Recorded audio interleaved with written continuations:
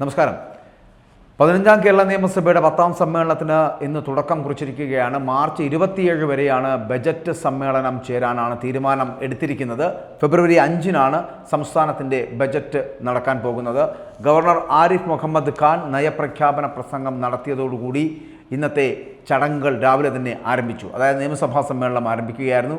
7ാമത്തെ നയപ്രഖ്യാപന പ്രസംഗമാണ് ഇന്ന് നടന്നത്.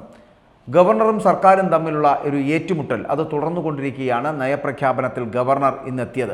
ഗവർണർക്കെതിരെ വലിയ പരാമർശങ്ങളൊന്നും അതിനകത്ത് ഉണ്ടായിരുന്നില്ല. എന്നാൽ കൂടിയും കേന്ദ്രം ഫെഡറൽ തത്വങ്ങൾ അട്ടിമറിച്ചു എന്നും അർഹമായിട്ടുള്ള ധനവിഹിതം അടക്കമുള്ള കാര്യങ്ങൾ കേരളത്തിനോട് നൽകുന്നില്ല എന്നുള്ള രൂക്ഷമായ വിമർശനം അതുകൂടി നയപ്രഖ്യാപനത്തിൽ ഉണ്ടായിട്ടുണ്ട്. പക്ഷേ കേന്ദ്രവിരുദ്ധ പരാമർശങ്ങൾ ഗവർണർ വായിക്കുമോ എന്നതടക്കമുള്ള കാര്യങ്ങളിലൊക്കെ കഴിഞ്ഞ ദിവസങ്ങൾ വലിയ സംശയമുണ്ടായിരുന്നു. അതിലൊക്കെ രാഷ്ട്രീയ വൃത്തങ്ങൾ വളരെയധികം സംശയങ്ങൾ ഉളവാക്കുകയും ചെയ്തു. പക്ഷേ അതൊന്നും സംഭവിച്ചില്ല. കാരണം ഒരു വരി മാത്രം വായിച്ച് അദ്ദേഹം പ്രസംഗം അവസാനിപ്പിക്കുകയായിരുന്നു.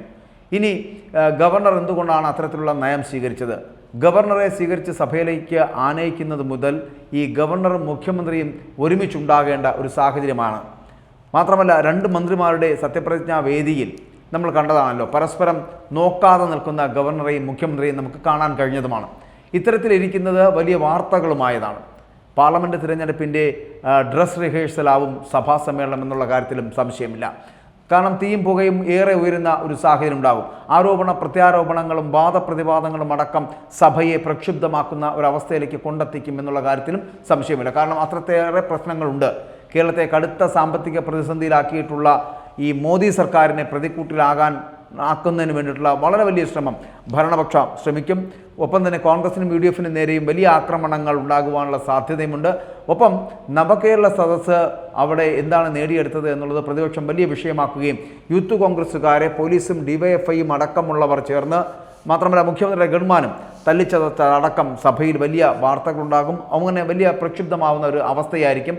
കേസെടുക്കുന്നതിൽ പോലീസിൻ്റെ പക്ഷപാതവും സഹകരണ മേഖലകളിൽ അല്ലെങ്കിൽ സഹകരണ ബാങ്കുകളിൽ നടന്ന തീവട്ടിക്കൊള്ളകളും അഴിമതി ആരോപണങ്ങളും പ്രതിപക്ഷ ആയുധങ്ങൾ ആകുമെന്നുള്ള കാര്യത്തിലും സംശയമില്ല. ഒപ്പം വീണ വിജയൻ്റെ മാസപ്പടിയുമായി ബന്ധപ്പെട്ട് വരുന്ന വിഷയങ്ങൾ വലിയ കോലാഹലങ്ങൾ ഉണ്ടാക്കുമെന്നുള്ള കാര്യത്തിലും സംശയമില്ല. അങ്ങനെ 15ാം കേരള നിയമസഭയുടെ 10ാം സമ്മേളനത്തിന് തുടക്കമാകുമ്പോൾ വലിയ പ്രക്ഷുബ്ധമാവുന്ന ഒരു കാലാവസ്ഥയാകും നിയമസഭയിൽ ഉണ്ടാകാൻ പോകുന്നത് എന്ന് പറയാതിരിക്കാൻ കഴിയില്ല. ഇവിടെ ഈ വരുന്ന ദിവസങ്ങളിലൊക്കെ ഇപ്പോൾ ഗവർണറുടെ നയപ്രഖ്യാപനം അടക്കം നടന്ന സാഹചര്യത്തിൽ ഇനി മുന്നോട്ടുള്ള ദിവസങ്ങളിൽ വളരെ വലിയ പ്രക്ഷുബ്ധമാവുന്ന കാലാവസ്ഥ ഉണ്ടാകും. ഞാൻ ആദ്യം സൂചിപ്പിച്ചതുപോലെ പല പദ്ധതികളെക്കുറിച്ചും കൃത്യമായിട്ടുള്ള ഒരു അവലോകനമില്ല, കൃത്യമായിട്ടുള്ള കാഴ്ചപ്പാടുകളില്ല. നിരാകരിക്കപ്പെട്ട പ്രശ്നങ്ങളായി പല പ്രശ്നങ്ങളെയും മാറ്റിവെക്കുന്നതും കാണാൻ കഴിയുന്നുണ്ട്. അത്തരത്തിലൊരു സ്ഥിതിവിശേഷം ഉണ്ടായിക്കഴിഞ്ഞാൽ ബജറ്റ് സമ്മേളനത്തിൽ എങ്ങനെയായിരിക്കും ഇതൊക്കെ അവതരിപ്പിക്കുക, അതിനു മുൻപ് സഭാ സമ്മേളനത്തിനിടയിൽ എന്തൊക്കെയായിരിക്കും പൊട്ടിത്തെറികൾ ഉണ്ടാകുക എന്നതടക്കമുള്ള കാര്യങ്ങൾ ഇനി വരും ദിവസങ്ങളിൽ നമുക്ക് കാത്തിരിക്കേണ്ടതുണ്ട്. നിയമസഭ പ്രക്ഷുബ്ധമാകുവാനുള്ള സാധ്യതയും വളരെ കൂടുതലാണ്.